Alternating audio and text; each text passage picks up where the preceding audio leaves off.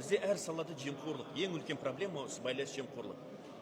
Медицина жемқорлық, ауыл шаруашылық жемқорлық, жер жемқорлық. Түсінесіздер ме? Өнеркәсіп жемқорлық, өндіріс жемқорлық, құрылыс жемқорлық. Түсінесіздер ме?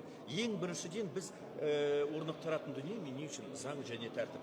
Сыбайластық жемқорлықпен күресе отырып, халықтың заңды бағыну, заңның үстемдігі және тәртіпті бағынуды біз қолға алуымыз керекпіз. Кішкентай баланы кішкентай жастан бастап заңға бағынуды үйретуіміз керекпіз бір сөзбен.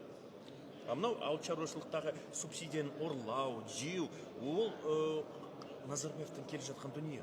Сол кезден бастап мен мысалы парламент мәжілісінде жоғарғы аудиторлық палатаның ауыл шаруашылықты субсидияны ұрлау кезінде айттым ғой, сиырдың өзі субсидия беріп жіберген әкімдіктер. Ол сиыр 1914 жылы туылған.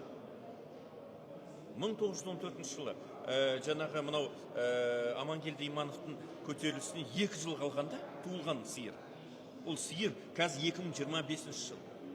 Ол өмір сүру мүмкін ба осы 1914 жылы туылған сиыр? Ол техпаспорт бойынша, ветеринарный паспорт бойынша 1914 жылы туылған сиыр. Ол кәдімгі нағыз ежелгі көне сиыр болу керек, шыны керек. Ерекше жаратылған сиыр. Ерекше жаратылған сиыр. Соны қаржыландырып жіберген. Түсінесіздер ме? Соны қаржыландырып жіберген.